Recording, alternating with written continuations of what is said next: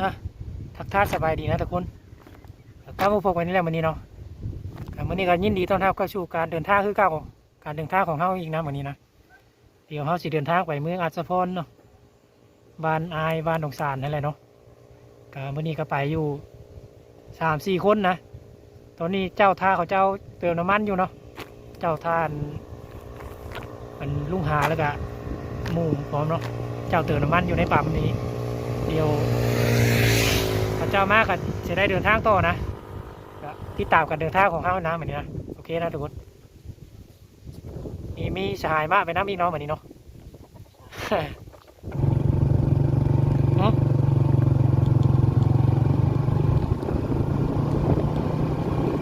ไปนะเขาเดินทางต่อเนาะเพราะว่าระยะทางนี่ก็เป็นไกลได้ทุกคนเลย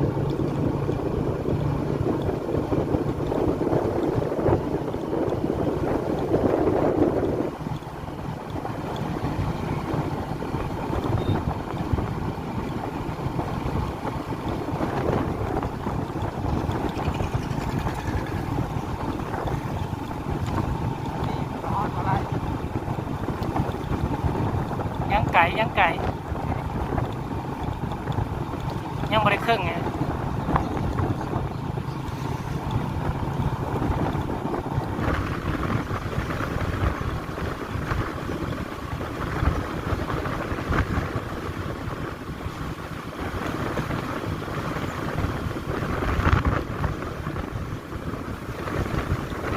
มาดีทางมันดีทางดำนี่คือชุดลงที่นี่นะทุกคนต่อไปก็จะเป็นทางแดงไว้หน่อยเนาะทางแดงทางอันขี้ดินแห่ธรรมดาต่อไปทางดำกับสิชุดตรงนี้นะเขาเฮ็ดกันยังหมดแล้วนะทุกคนทางเล็กซิป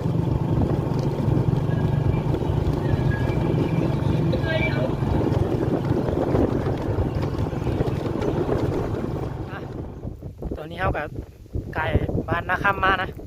ไก่บ้านนาคำมาน้อยหนึ่งเนาะเดี๋ยวเจ้าให้อันสหายมะพันมะเข้าไปห้องน้ำในป่านี้เนาะ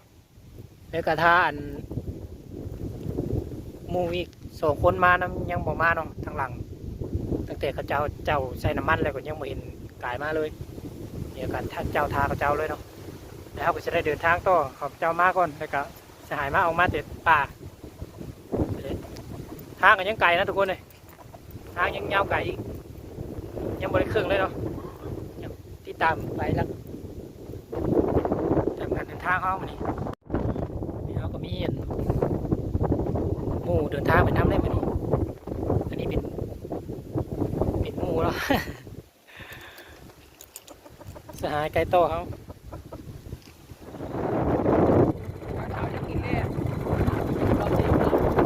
กินข้าวซีไปเลยใช่ป่ะเห็นมาเลยไป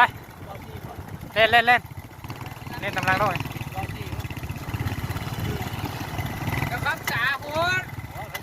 ธรรมดาแล้วจำนี่ไปมันยังก็ว่าน้ำมันล้มไหมแม่เนี่ย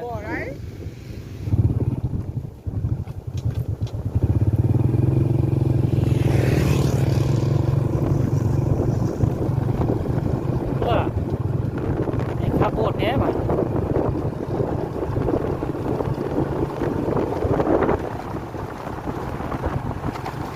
เอาเดินทางต่อนะทางยิงยาวไก่นะ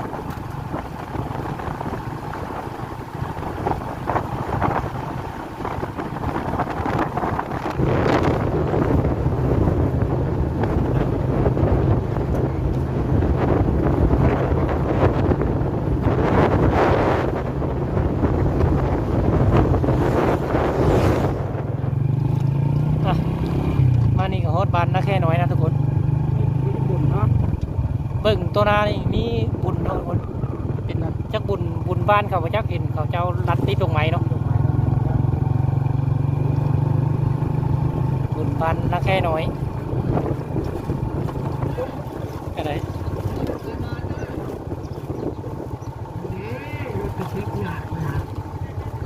ทางบุญกระทำทานเอาบุญร่วมศาสตร์สักการร่วมกันไม่ใหญ่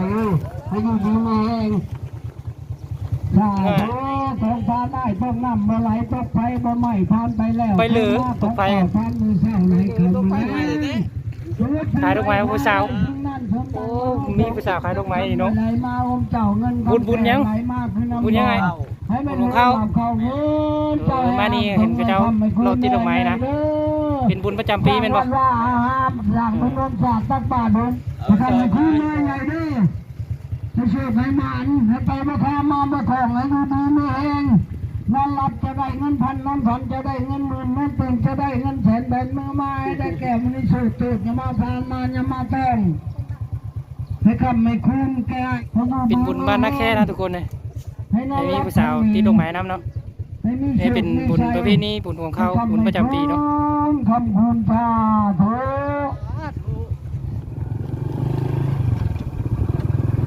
แพะผูกแพะผูกแพะผูกแพะภาษาไทยเอิ้นแพะแพะอ่ะชุดฉุกนอนไม่ใช่ตัวนายนะทุกคนเลยแต่ว่าทางนี่สุดยอดเลยตามทางนี่ตามไม้นี่เป็นแดงหมดเลยเนาะที่ฝนกระทบนะ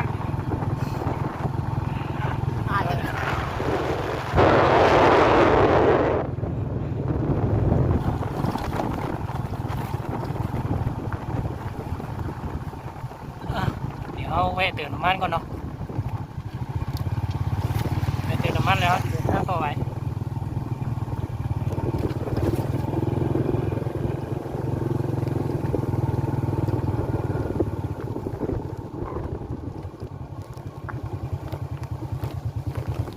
ปั๊มน้ำมัน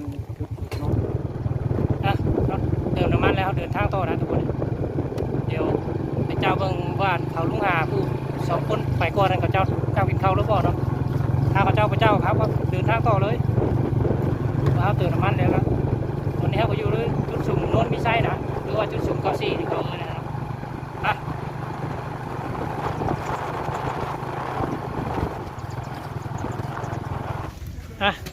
โอเคนะทุกคนตอนนี้เขาจุดสุ่มโน้นไม่ใช่เลยเนาะว่าที่เจ้าซื้อน้ำกินขึ้นไปกินอยู่พุ่นแหละที่ว่าเจ้ากินอยู่นี่เนี่ยพระเจ้าเนาะซื้อปิ้งไก่ปิ้งอย่างขึ้นไปกินบนจุดหมายพอเลยเนาะเพราะว่าจากนี้มันกับมันยังบริไก่ไปได้นอกจากจุดสุ่มนั้นไม่ใช่นี่ก็ได้เดี๋ยว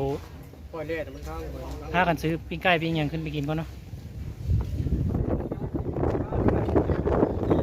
มานี่นี่แหละบอลกับเจ้ากินข้าวกินน้ำตลอดเนาะเดี๋ยวนี้กับเจ้าขายปิ้งไก่นะซ้ำอินลูกศิษย์แล้วก็เป็น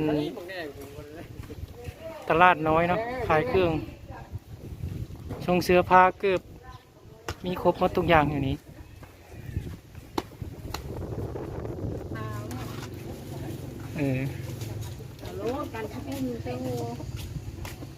รอเบิ่งเครื่องก่อนนะแล้วจะเดินทางต่อเนาะโอ้นี่ชงนี่ชงตัวได้ชงนี่กันหนาวดีนี่คือได้ยุบหนังมีระบายหนึ่งอ่ะเชือกันหนาวชงกันหนาวตอนนี้เขาอยู่เขตบ้านอย่างภูกระต่ายเนาะเห็นเนาะเราเข้าเขตบ้านภูกระต่ายแล้วนะทุกคนมันไกลสิฮอดเลยเนาะเดี๋ยวบ้านโคกระต่ายแล้วก็บ้านยังบอก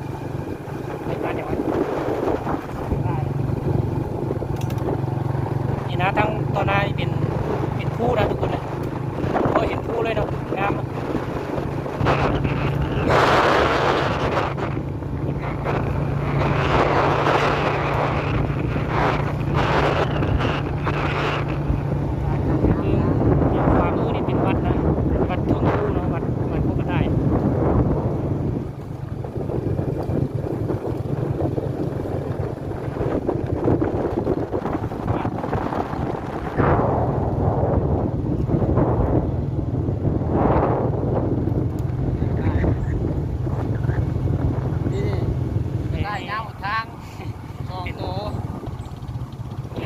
ก็ได้นะ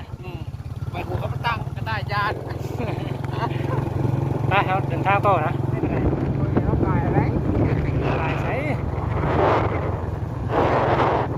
โอ้ยวิวนี่ภูคักนะ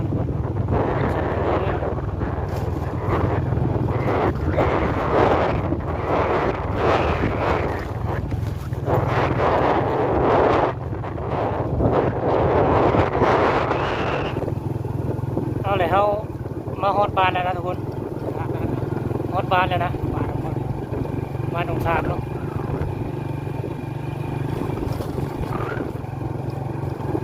ฮอดบ้านกันอายก็บ่ได้อยู่บ้านนะทุกคนอายเราออกไปอยู่หน้าเนาะเราก็ได้แล่นออกไปหน้าเราเลยเพราะว่าเรานอนหน้ประจำนอนหน้าถาวรเลยเนาะเราปลูกหญ้าปลูกมันอยู่ที่เขาก็ได้เล่นออกไปหน้าเราเลย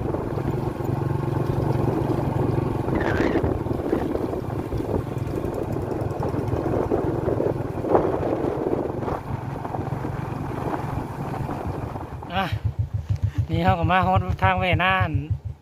อายแล้วนะทุกคนเลยกายบานมาฮอตถือว่าฮอตแล้วเนาะ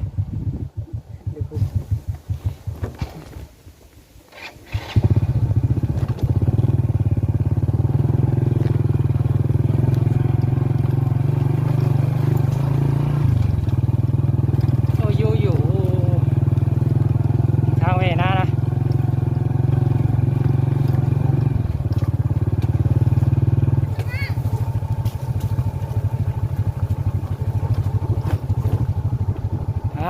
วันละทุกคนนะเบยอยู่ไว้ในรถกูเนี่ย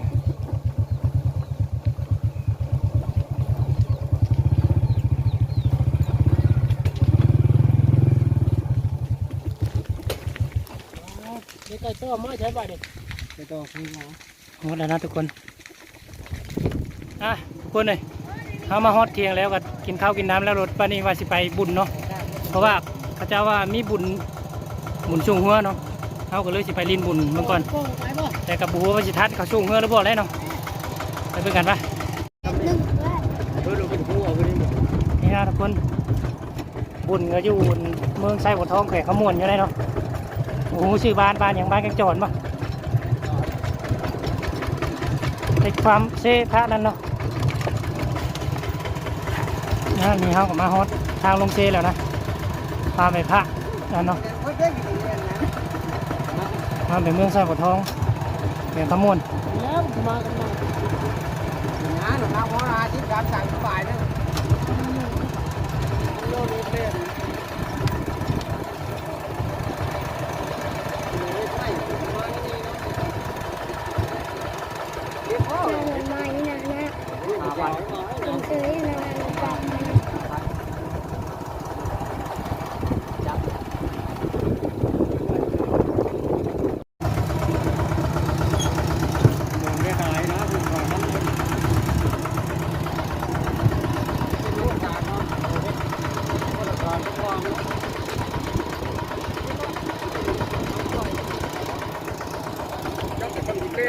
ปูน่ะคนไม้บนที่ห้าร้อยเป็น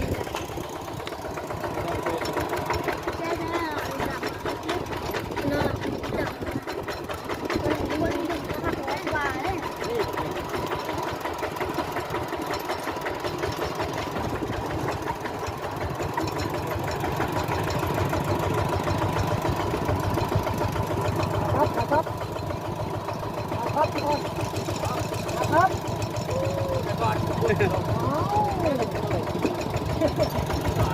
เจ้าย่างปูเก็บเงินนะนี่ฮอตบ้านหน้าปากค่านะทุกคนบ้านหน้าปากค่าเมืองไซบัวทองแขวงขมวนเนาะแต่บุญเฮาสิไปนี่อยู่บ้านแกงจอนเนาะ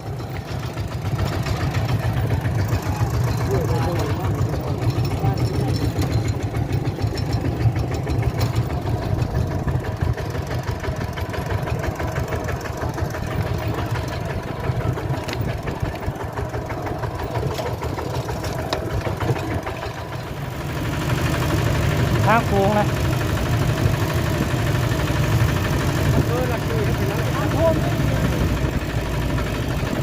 ย้ำน้ำมาน้ำท่วมป่ะโอ้ยได้จากทุกบ้าน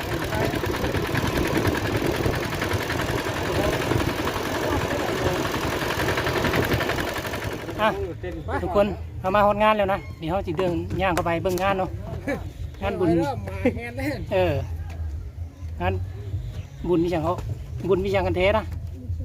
ช่วงเฮือ บุญช่วงเงื้อจัดงานนี่ เข้าใจกันเนาะ เขาก่อน เอาไปเข้าไปเบิ่งงานเนาะแล้วก็เข้าไปถามมันก็เจ้าผมว่าเขาเจ้า ช่วงแล้วเราบอกเงินเพราะว่ามื้อนี้ก็เป็นมื้อสุดท้ายของงานนะตามที่ค่อยรู้มาว่าเป็นมื้อสุดท้ายของงานไปสหายมาไปน่ะลาดรถเขาได้เกิดมาเป็นตัวคนกับครั้งแรกในชีวิตนะมาเที่ยวบุญบางแกงโจรเนาะไม่เคยมา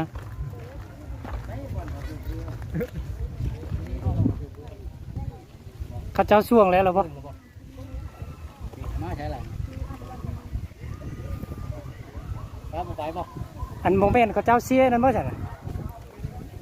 ไปลงไปเบิ่งดูให้มันทัน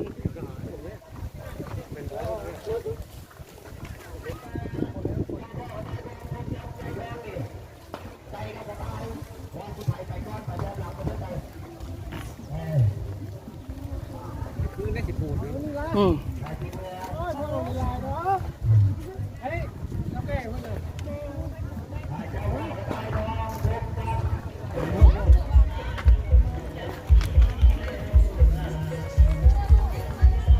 มันคือนี่เป็นปูดเนาะ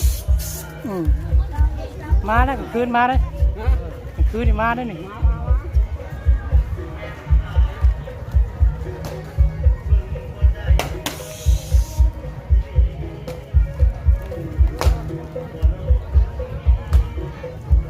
ไปจะบุญนี่วะ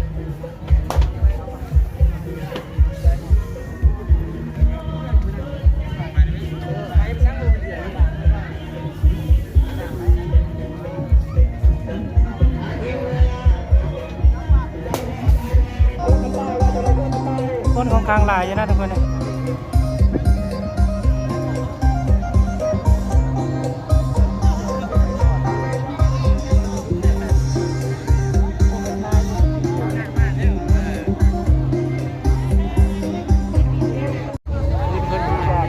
ฮะ คืนคนสิลายไปนี่บ่ ลากระลายยุ่งเบียร์นะ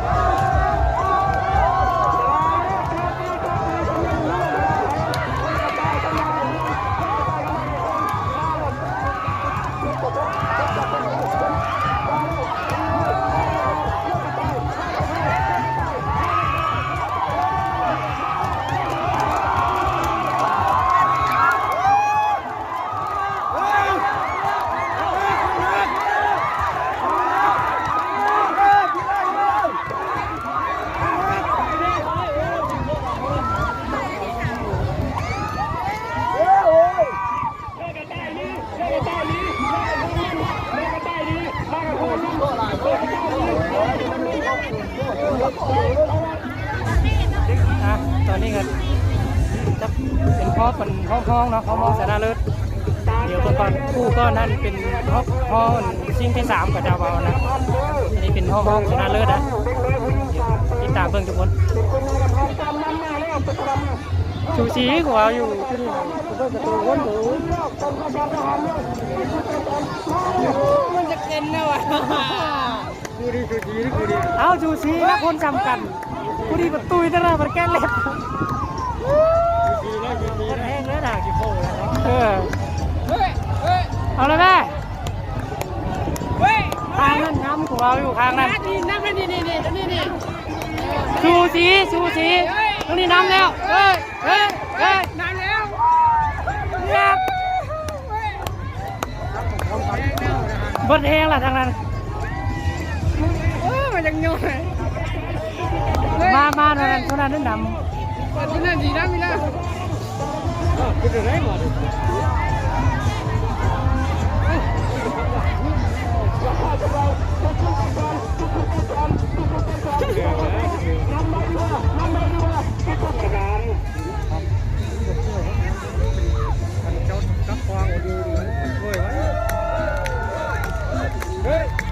หาไว้ยังไง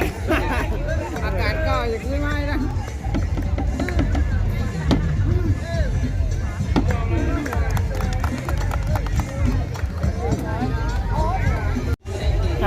ถึงฮอบมันฮอบซิงแล้วนะทุกคนอันนี้เป็นฮอบอันนั้นเนาะรอบซิงแล้วเป็นคู่สุดท้ายเนาะอันนี้เป็นคู่ซิงชนะเลิศนะทุกคน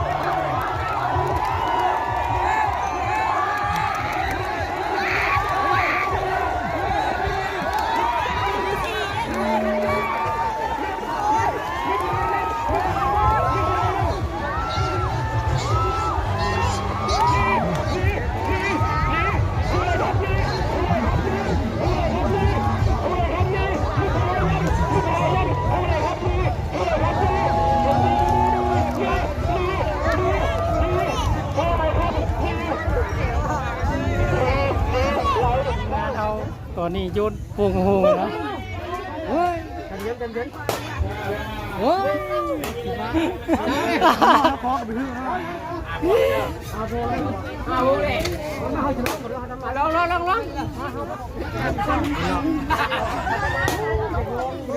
เขากอง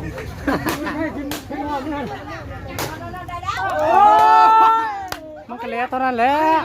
ก็ได้หรอกกันอย่าลุกเลยล่ะอย่าลุกเลยผู้ใดมีครับผู้ใดมี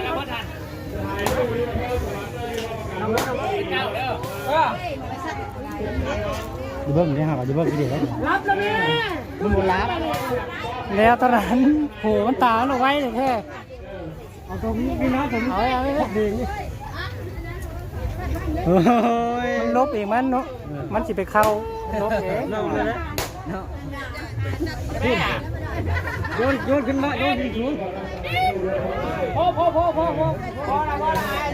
มันเป็นแบบนั้นโอเคนะทุกคนเขาย่างไปเบิ่งกันเขาช่วงเฮือริมบุญเบิ่งงานบางอย่างกันแล้วได้สิเมื่อได้นะทุกคนเนี่ยกลับแล้วเนาะโอเคนะพากันกลับแล้วเนาะโอเคนะทุกคนก็เขาเดินทางขึ้นมากับขึ้นมาโฮดแล้วนะโฮดบาดาลแล้วเนาะแล้วก็ได้ไปลิ้นบุญน้ำเนาะมาเลยก็เมื่อยยุ่งแต่ไปนะทุกคนอยากไปเห็นเขาสูงเมื่อช่วงยังไปลิ้นบุญแล้วก็มาเที่ยงคือเก่าเลยนะก็ตอนนี้ก็ตะเวนจีตุกดินแล้วเนาะก็โอเคนะคลิปนี้ก็สิประมาณนี้แหละทุกคนเนาะเอาไว้พบกันในคลิปหน้าเนาะเขาจีไปใส่กับติดตามกันนะขอบคุณขอบใจหลายๆที่ติดตามนะครับชมนะคลิปนี้ก็ขอบ๊ายบายนะทุกคน